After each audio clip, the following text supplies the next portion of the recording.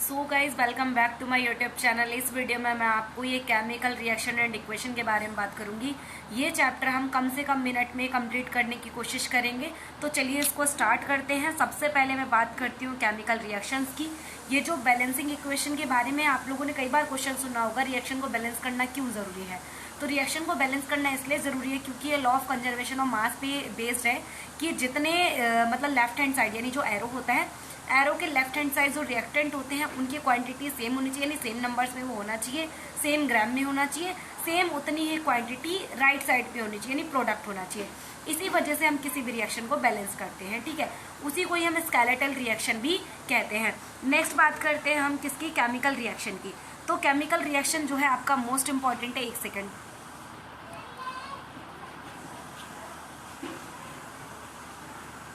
देखो type of chemical reaction most important question है। क्यों? क्योंकि यहाँ से 1 से 2 क्वेश्चन जरूर आते हैं। अब देखो टाइप ऑफ रिएक्शन, कितने टाइप की रिएक्शन हमारी होती है। पहली रिएक्शन है आपकी कॉम्बिनेशन रिएक्शन।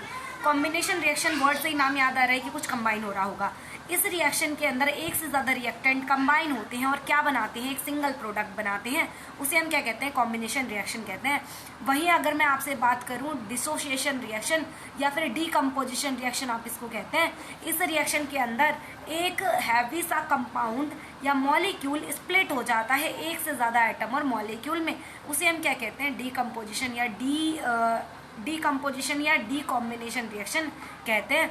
नेक्स्ट अगर हम बात करें, इसी में ही आता है आपका displacement reaction.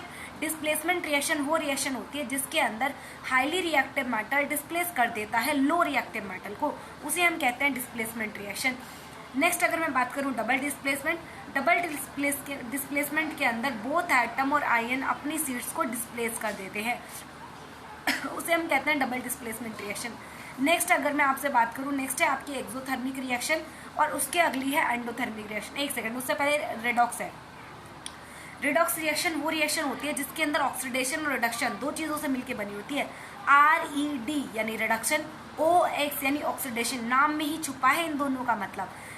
Redox reaction are those reaction in which oxidation और रिडक्शन अकर साइमल्टेनियसली। ऐसी रिएक्शन जिसमें ऑक्सीडेशन और रिडक्शन दोनों साथ साथ होते हैं उसे हम कहते हैं रिडॉक्स रिएक्शन। अब क्या होता है रिडॉक्स रिएक्शन?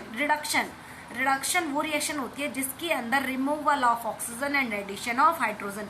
ऐसी रिएक्शन जिसके अंदर हाइड्रोजन तो रिमूव हो रहे हो, हाइड्रोजन तो ऐड हो रहे हो और ऑक्सीजन रिमूव हो रहे हो, उसे हम कहते हैं रिडक्शन। वहीं मैं आपको बात करूं ऑक्सीडेशन, O से ऑक्सीडेशन, O से ऑक्सीजन, O से ऑक्सीडेशन, O से ऑक्सीजन, यानी एडिशन ऑफ ऑक्सीजन और रिमूवल ऑफ हाइड्रोजन, और इसी का अपोजिट था रिडक्शन। क्लियर है? देन अगर मैं आपसे यहाँ पे बात करूँ 2 टाइप के रिएक्शन जो यहाँ पे लिखे नहीं है वो मैं आपको बता देती हूँ क्या है, एक्सोथर्मिक और एंडोथर्मिक। एक्सोथर्मिक रिएक्शन वो रिएक्शन होती है जिसके अंदर, एक्सो का मतलब क्या है, एग्जिट, यानी जब आप कहीं पर जाते हैं घूमने, किसी हॉस्पिटल में कहीं भी जाते हैं, वहाँ पे अगर आपको बाहर जाना है तो आप क्या ढूंढते हैं, एग्जिट ढूंढते हैं। एग्जिट का मतलब क्या है, बाहर जाना, ठीक है। तो एग्जिट का मतलब बाहर जाना। एक्सोथर्मिक रिएक्शन, थर्म मतलब क्या होता है, हीट या टेम्परेचर होता है। तो exothermic reaction are those reaction in which heat are release, ऐसे रिएक्शन जिसमें हीट रिलीज हो।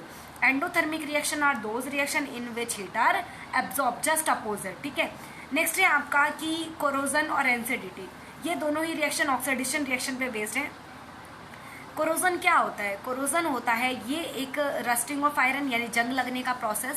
तो इसमें होता क्या है, बेसिकली आपका आयरन रिएक्ट करता है एयर, मॉइस्चर और वाटर के साथ, एयर, मॉइस्चर और वाटर के साथ। उसे हम कहते हैं क्या, जब आपका आयरन रिएक्ट करता है एयर, मॉइस्चर और वाटर के साथ तो ये फॉर्म करता है, बनाता है रेड कलर ऑफ सब्सटेंस।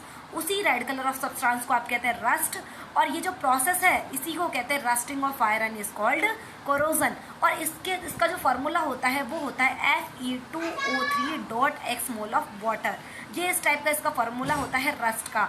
और अगर मैं बात करूं प्रिवेंशन, आप इससे कैसे बचा सकते हैं कोरोजन को, पेंट के थ्रू बचा सकते हैं, ग्रीसिंग के थ्रू बचा सकते हैं अपने मेटल को, और प्लस में आप गैल्वेनाइजेशन प्रोसेस के थ्रू बचा सकते हैं। गैल्वेनाइजेशन प्रोसेस वो प्रोसेस होता है जिसमें आप मेटल के ऊपर एक जिंक की लेयर चढ़वा देते हैं ताकि आपका जो एयर, मॉइस्चर, वाटर है उसके कांटेक्ट में आपका आयरन ना आए और कोरोजन ना लग सके। लास्ट टॉपिक है रेंसिडिटी।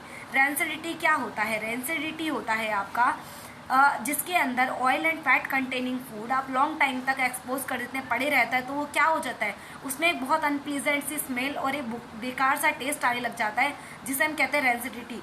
इसी वजह से आजकल आपने मार्केट्स में देखा होगा चिप्स पैकेट्स, नमकीन, उन सभी के अंदर क्या डला हुआ होता है, एक गैस फिल होती है जिसे हम कहते हैं नाइट्रोजन। इससे पहले कौन सी गैस फिल होती थी वो आप कमेंट बॉक्स में बताइए।